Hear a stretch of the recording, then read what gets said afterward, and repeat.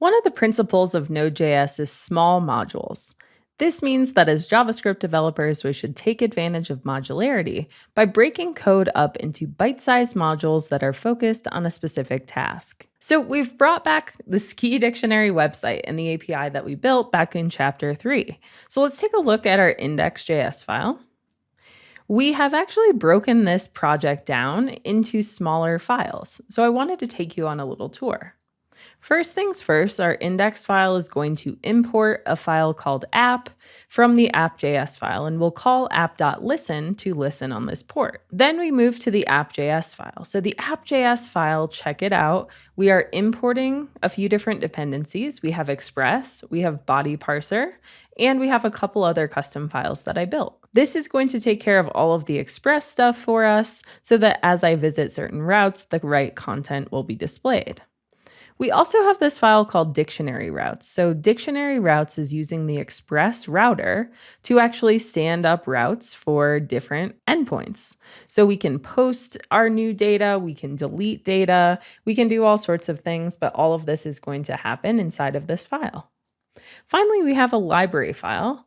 Lib stands for library. This is just a bunch of custom functions that we can use across the project. When we want to run this file, all we need to do is run node./src. This is going to infer that we mean the index.js file as the main entry point for our project. And then we should be able to do all of the things that we did before, which is to add, remove, do all of the things that we do with our skier dictionary. Following the small modules principle is going to help us achieve success in a lot of ways, but most importantly, breaking up our code into small independent modules makes it easier to test. In order to write some tests for our application, we actually need to do some configuration with a tool called Babel. Babel is a JavaScript compiler that you can use to make all sorts of transformations with your code. We see this a lot used with the newest versions of JavaScript that aren't compatible in every single browser. We run it through the process of working with Babel, and then we're able to use those new features right away. We also see it used in React with JSX, so we can compile all of those JSX tags to JavaScript syntax that runs in the browser. The reason we'll be doing this is for two reasons, really. We want to be able to use these import statements, and we also want to be able to work with this new syntax here, this assert syntax. And if we happen to have any brand new JavaScript syntax in our project, this would help us with that as well.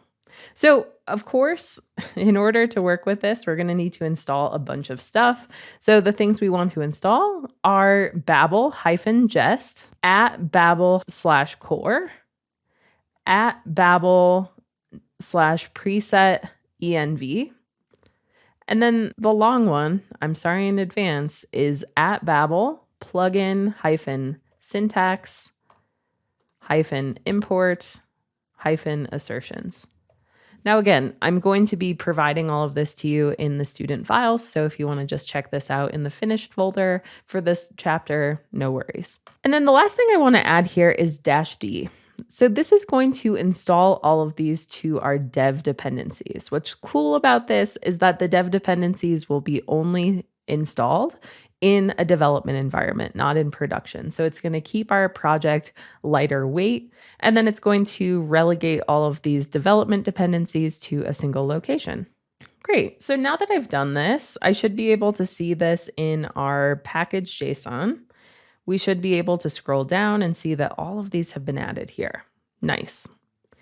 The next step we need to take is we need to add to this another key called Jest. And this Jest command is going to help us handle transformations. So we're going to use a little regular expression here. So this text that I've added here, we're explicitly defining this because we're using Babel Jest as a transformer for our JavaScript code. And what this is going to do is it's going to map all of our TypeScript files, our JavaScript files, our JSX files. All of this will be mapped to the Babel Jest module. If you want to find this in the finished folder, it'll be there for you. The final thing we need to do for this setup step is we want to create a new file at the root of the start folder, and it's going to be called babel.config.json. So this is going to be a JSON file that sets any presets. Now, the Babel preset -env that we installed before, think of this as just being a transformer for Babel based on whatever environment we're using. So in this case, we're using Node.js. It's going to perform transformations based on that environment. We're also adding this plugins key here. So the plugins that we're going to use in this case, Babel plugin syntax, import assertions. So remember in this file here where we're importing the ski terms and we had to add that assertion, this is experimental JavaScript syntax that might not always be recognized by Babel. So this is going to help us out with that. So now that we have our Babel environment set up, in the next video, we're going to actually write those tests. Just as a reminder, if you're ever checking out the Babel site, click on Try It Out. There's a pretty cool REPL there that shows you how code goes in and comes out. And what I mean by that is if we were to use some new JavaScript syntax like JSX, this is going to be the output based on however that transformation occurs. So Babel is a really nice tool. You see it in a ton of projects, and this can be a nice way of figuring out how things are working behind the scenes. In order to write some tests, we'll use a framework. Now, there are dozens of test frameworks, Mocha, Jasmine, QUnit, and they're all designed to do the same thing, which is run tests and report on the status of those tests. All of these different testing libraries also have a similar syntax. So once you test in one framework, you'll be able to write tests in them all. So we're going to go ahead and use Jest, which is a testing library that was developed at Facebook. We're going to use a module called supertest, which makes it easier for us to test different routes. We're going to npm I Jest and supertest and install them with capital D and install them with -D to install them in our dev dependencies. So once we've done that, we can move over to our folder. And we've done such an excellent job of breaking things down into smaller files. So we're going to create a new file called app.test.js. Whenever we end a file with that .test extension, it's going to, when we run Jest, run those tests. So let's go ahead and import a couple of things. We're going to import request from supertest. And we're also going to import the system under test. In other words, we're going to import the function that we're going to test, which is our app file. So /app is where that lives. Then we're going to use our first describe statement. So think of a describe statement as being a test suite. It is a collection of all of the tests that we're going to write. This describe statement takes in the name of the test that we're going to write, which I just called API tests, and we also have a callback function that we'll send here too. Within that callback function, we'll add another function called it. So it is going to tell us what the test actually is. So we're going to say get/dictionary, and then we're going to write an async function here, which will do the following. We're going to say const body. This is going to be destructured from our request. So request is going to request details from the app. We're going to get the dictionary route here. So then what we'll do is we'll say expect the body.length. So we'll expect all of the data that's coming back from that route to equal 3. And that's because we have in our data folder ski terms JSON. There are 3 items inside of that array. So now what I can do is open up our terminal again, and we're going to try to run this with the Node.js executable, which we find in our node modules folder. What I mean by that is this is how we would dig into that node modules folder where we installed Jest and run those tests. Now, at this moment, we're seeing that this test has failed. And the reason for this is because it can't import something out of a module. So what I want to do here is I want to make an adjustment. We're not done with configuration just yet. We're going to npm install another package called cross environment, cross-env. It's another one of our dev dependencies. And we're going to make use of this inside of our package JSON as a command. So right now, this script for testing really is nothing. We want to replace this. We'll say cross env node_options.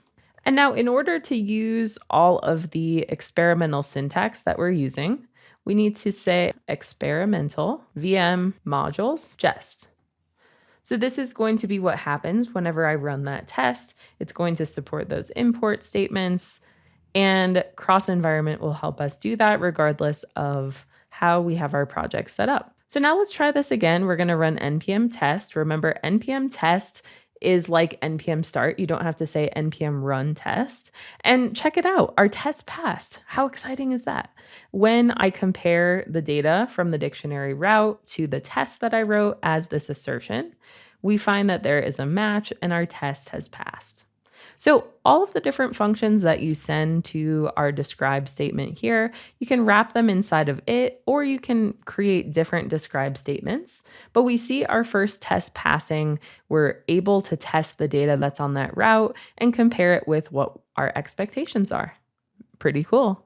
Code coverage provides us with a measure of how much of our code has been covered by tests. It can be used as a metric to decide if you should write more tests. Jest has code coverage built in.